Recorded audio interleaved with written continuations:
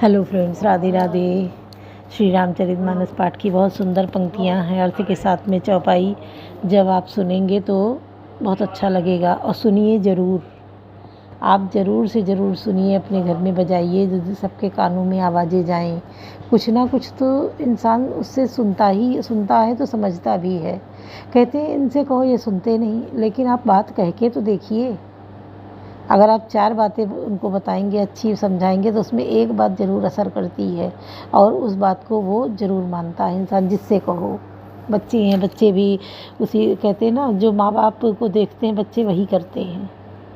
तो माँ बाप को एक आदर्श अपना बनाना चाहिए बच्चों के सामने। बच्चे भी उसी से प्रेरित होते हैं, वही करते हैं।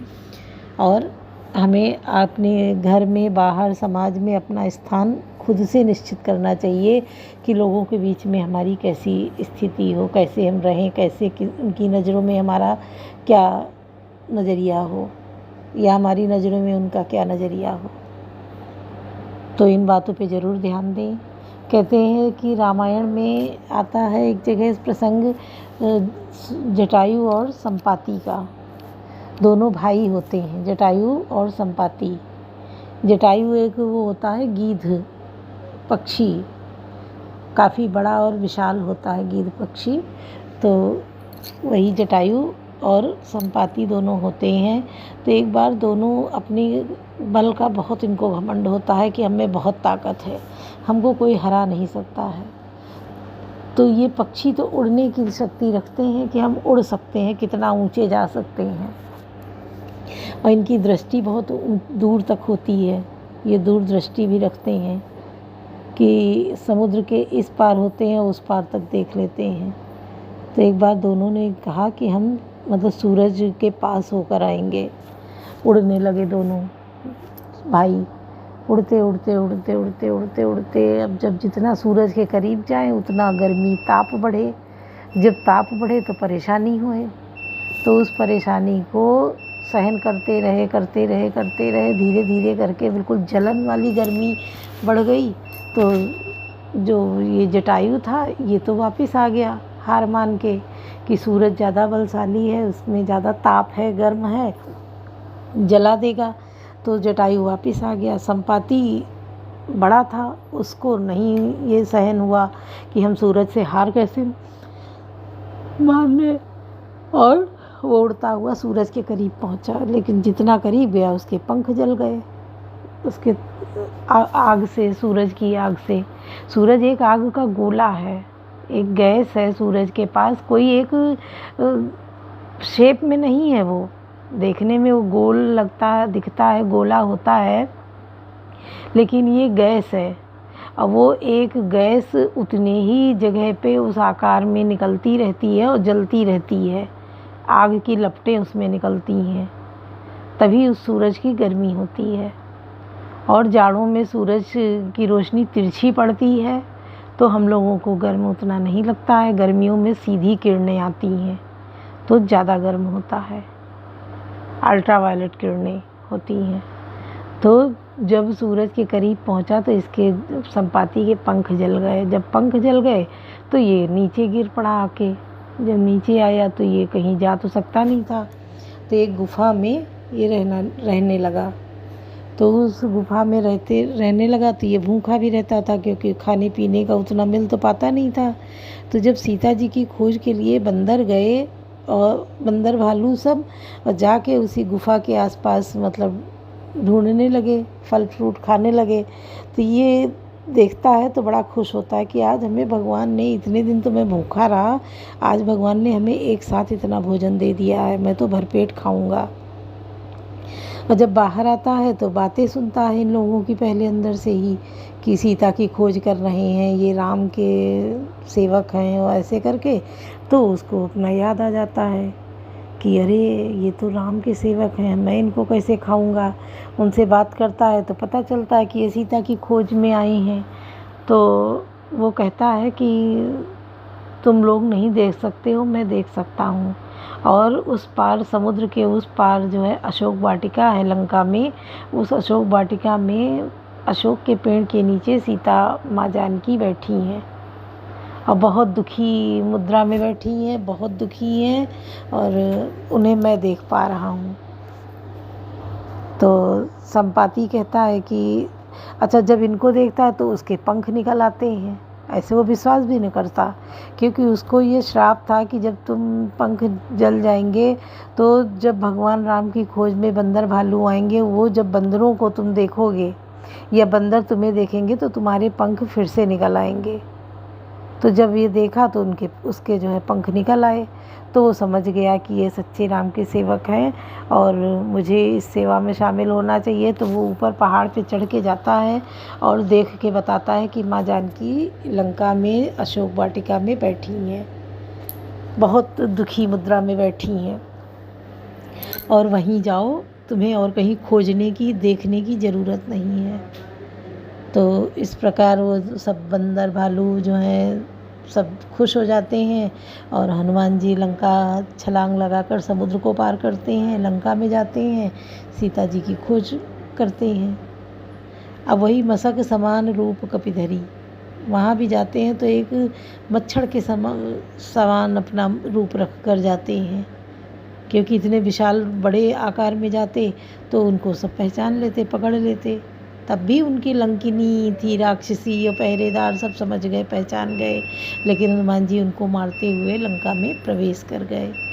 सुनिए आप लोग, बहुत अच्छा।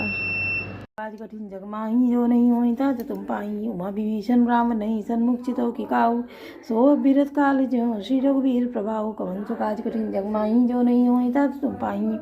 शिव जी कहते हैं, उमा विभीषण क्या कभी रावण के सामने आग उठाकर भी देख सकता था, परंतु अब वही काल के समान उससे भिड़ रहा है, या श्री रघुवीर का ही प्रभाव है।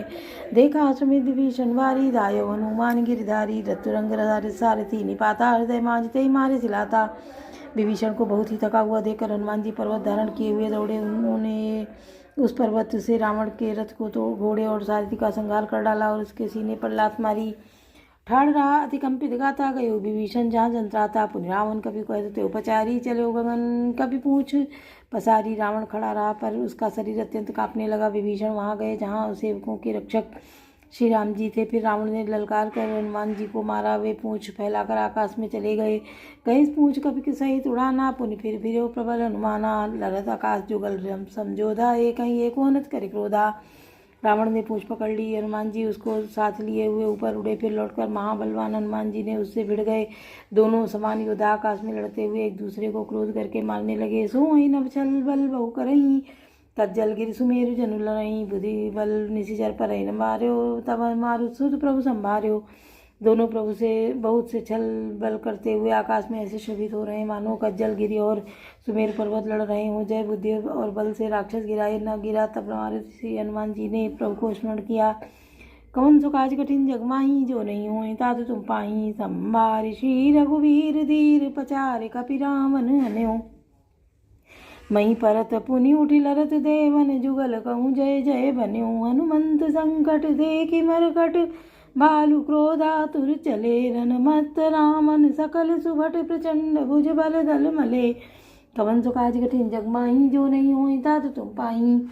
श्री रघुवीर का स्मरण करके श्री हनुमान जी ने ललकार कर रावण को मारा। वे दोनों पृथ्वी पर गिरते और फिर उठकर लड़ते। फिर देवताओं से दोनों की जय जय पुकारी।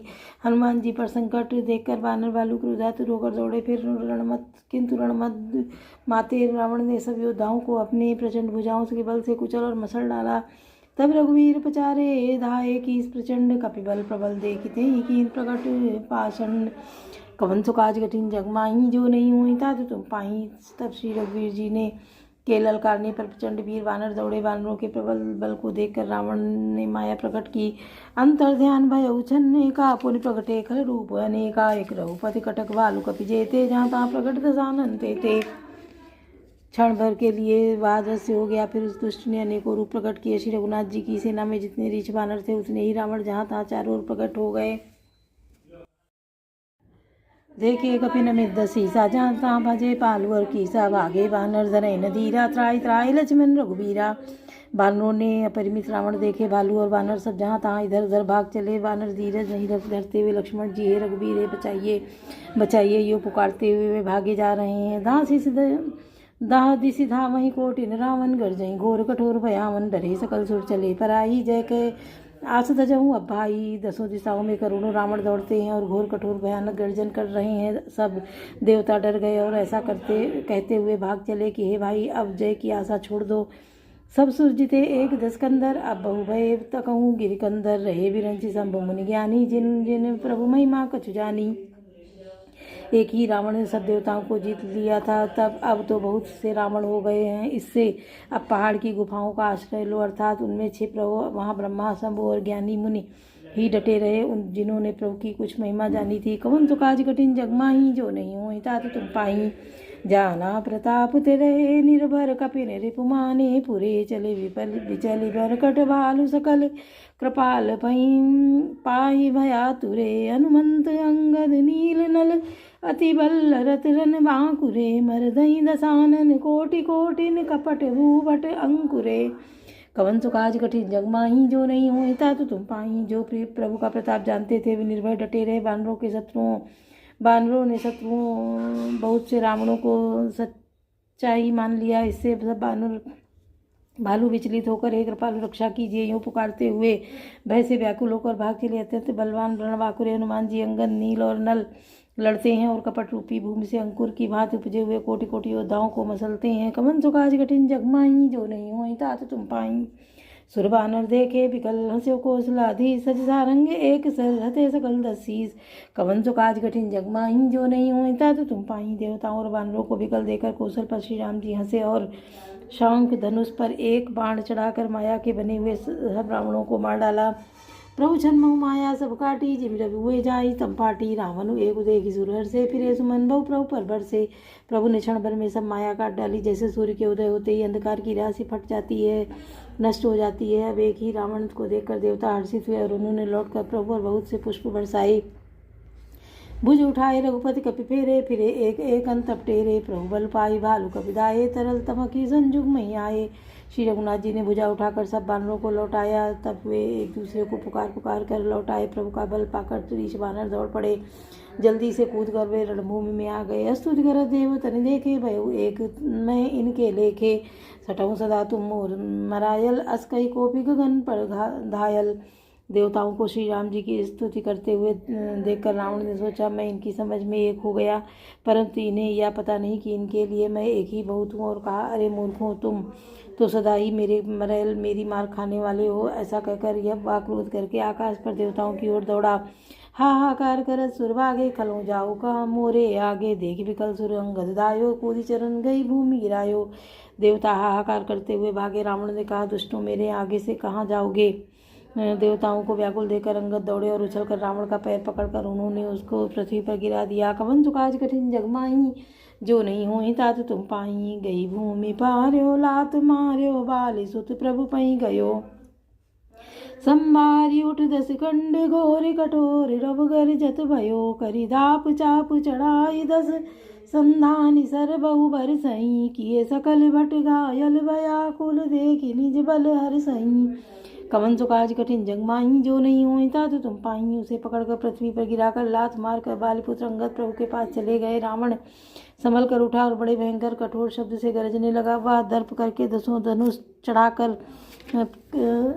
चढ़ाकर उन पर बहुत से बाण संधान करके बरसाने लगा। उससे सब योद्धाओं को घायल और भय से व्याकुल कर दिया और अपना बल देखकर वह हर्षित होने लगा। कवन सो काज कठिन जग माही, जो नहीं होई तात तुम पाई। तब रघुपति रामन के शीस भुजा सर चाप, काटे बहुत बड़े पुनि जिम तीरथ कर पाप। कवन सो काज कठिन जग माही, जो नहीं होई तात तुम पाई। तब श्री रघुनाथ जी ने रावण के सिर भुजाएं बाढ़ और धनुष काट डाले, पर वे फिर बहुत बढ़ गए। जैसे तीर्थ में किए हुए पाप बढ़ जाते हैं, कई गुना अधिक भयानक फल उत्पन्न करते हैं। सिर भुज बाढ़ी देख रिपुकेरी, भालू कपिन वही नेरी। मरत न मूड़ कटे भुज सीसा, धाये को भी भालू कट कीसा। शत्रु के सिर और भुजाओं की बढ़ती देखकर रीछ बानरों को बहुत ही क्रोध हुआ। वह मूर्ख सब भुजाओं और सिरों के कटने पर भी नहीं मरता। ऐसा कहते हुए भालू और बानर योद्धा क्रोध करके दौड़े। बाली तनय मारुति नल नीला, बानर राज दुबित बल सीला। बिठब मही धर करहीं पहारा, सोई गिरि तरु गिरि कपिन सुमारा। बालपुत्र अंगद, मारुति, हनुमान जी, नल नील, बानर राज सुग्रीव और द्विविध आदि बलवान उस पर वृक्ष और पर्वतों का प्रहार करते हैं। वह उन्हीं पर्वतों और वृक्षों को पकड़कर बानरों को मारता है। एक नगन रिपु बपुस बिदारी भागी चलेंगी अगला तन मारी, तब नल नील सिरन चढ़ गये नगनी लीलार बिदारत भयऊ। कोई एक बानर नखों से शत्रु के शरीर को फाड़कर भाग जाते हैं तो कोई उसे लातों से मारकर तब नल और नील रावण के सिरों पर चढ़ गए और नखों से उसके ललाट को फाड़ने लगे। रुधिर दे की विषाद उर भारी, तिनई धरन कहूँ भुजा पसारी, गहे न जाई करन पर फिरही जनु जुग मधुप कमल बन चरही। खून देखकर उसे हृदय में बड़ा दुख हुआ। उसने उसको पकड़ने के लिए हाथ फैलाए, पर वे पकड़ में नहीं आते। हाथों के ऊपर ऊपर ही फिरते हैं, मानो दो भौरे कमल के वन में विचरण कर रहे हों। कोपी कूदी दो धरिस बहोरी, मई पटकस भजे भुजा मरोरी, पुलिस कोप दस धनु कर लीने, सरनि मारी घायल कपकी ने। तब उसने क्रोध करके उछलकर दोनों को पकड़ लिया। पृथ्वी पर पटकते समय वे उसकी भुजाओं को मरोड़कर भाग छूटे। उसने क्रोध करके हाथों में 10 धनुष लिए और बानरों को बाणों से मारकर घायल कर दिया। हनुमदादि मूर्छित करिबंदर, पाई प्रदोष रस 10 कंदर, मूर्छित देखी सकल कपिवीरा, जामुअंत धायो रंधीरा। हनुमान जी आदि सब बानरों को मूर्छित करके और संध्या का समय पाकर रावण हर्षित हुआ। समस्त वानर वीरों को मूर्छित देखकर रणधीर जाम्बवान दौड़े। संग भालु भूधर तरधारी, मारन लगे पचारी पचारी, भयो क्रुद्ध रावण बलवाना, गई पदमही पटकई वटनाना। जाम्बवान के साथ जो भालू थे, जो वे पर्वत और वृक्ष धारण किए रावण को ललकार ललकार कर मारने लगे। बलवान रावण क्रोधित हुआ और पैर पकड़ पकड़ कर अनेकों योद्धाओं को पृथ्वी पर पटकने लगा। देगी भालूपति निज दल घाता, कोपी माज उर्मारे सिलाता। जाम्बवान ने अपने दल का विध्वंस देखकर क्रोध करके रावण की छाती में लात मारी। कवन तो काज कठिन जगमाई, जो नहीं हुई तात तुम पाई। उर लात घात प्रचंड लागत, विकल रथ ते मही परा, गई भालू भी सऊ कर मनहु कमल निबसे निसि मधुकरा। मूर्छित बिलो की बहोरी, पद हति भालूपति प्रभु पाई गए, प्रभु पही गयो निसि जानि चंदन घालिते, तब सूत जतनु करत भयो। कवन सुकाज कठिन जगमाई, जो नहीं हुई तात तुम पाई। छाती में लात का प्रचंड आघात लगते ही रावण व्याकुल होकर रथ से पृथ्वी पर गिर पड़ा। उसने 20 हाथों में भालुओं को पकड़ रखा था। ऐसा जान पड़ता था मानो रात्रि के समय भौरे कमल में बसे हुए हों। उसे मूर्छित देखकर फिर लात मारकर ऋक्षराज जाम्बवान प्रभु के पास चले गए। रात्रि जानकर सारथी रावण को रथ में डालकर उसे होश में लाने का उपाय करने लगा। मूर्छा विगत भालू कपि सब आए प्रभु पास, निचर सकल राम नहीं घेरी रहे अति त्रास। कवन सुकाज कठिन जगमाई, जो नहीं हुई तात तुम पाई। मूर्छा दूर होने पर सब ऋषि वानर प्रभु के पास आए। उधर सब राक्षसों ने बहुत ही भयभीत होकर रावण को घेर लिया। बोलो सियावर रामचंद्र की जय, पवन सुत हनुमान की जय, लाडले लखन लाल की जय।